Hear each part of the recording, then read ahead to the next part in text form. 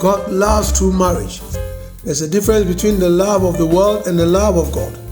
We learn about God's unchanging, unconditional love in His Word. This is what we call agape love. Though hurt, angered, saddened, disappointed, God's love for us is permanent. Jeremiah 31:3 says, "Yes, I've loved you with an everlasting, never-ending love." So He teaches us in marriage.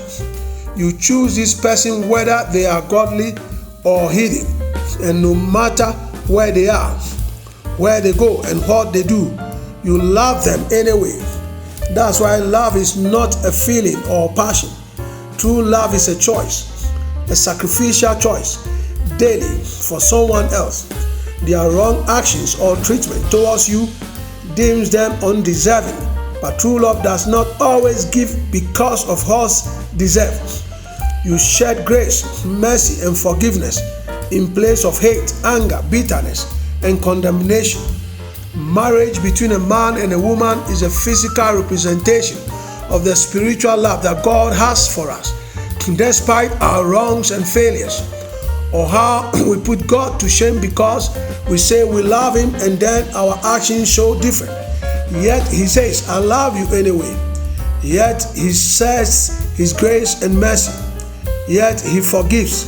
Yet He spares and is ready to receive us back at any given moment, even with all the nasty filth we obtain while away from Him. Bible says in Luke 15:20, "And he arose and came to his father. But when he was still a great way off, his father saw him and had compassion and ran and fell on his neck and kissed him." Marriage is no joke because it is God's masterpiece. Nothing that He makes isn't good, but everything He makes is good, and even when we mess it up, He can still come back and use those messed up things to make it good. As husbands and wives, we must have God's view. Most of the time we go through tough times, I believe, to learn and understand the depths of His love. When we suffer in our marriage, it is as the sufferings of Jesus. We take up our cross and walk. Yet it is a choice, a daily choice. For Christ also suffered once for sins, and the just for the unjust, that He might bring us to God, being put to death in the flesh, but made alive by the Spirit. Read 1 Peter 3:18. Most of us at some point have gone through something that gives us the right to put our cross down. Jesus had a right to drop His cross, yet He kept going. He saw God's vision. He saw that the suffering was but for a moment, and He saw victory at the end. Every hard thing that came, He took one step forward over and over again.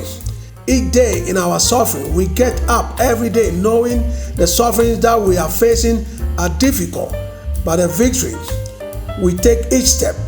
The walk is a walk of victory because everything we encounter on that journey, Jesus has already overcome. So we must keep walking until the physical manifestation of that victory is made plain. Let your spouse see in your eyes. Show him or her love that him or her cannot deny or resist. God bless you.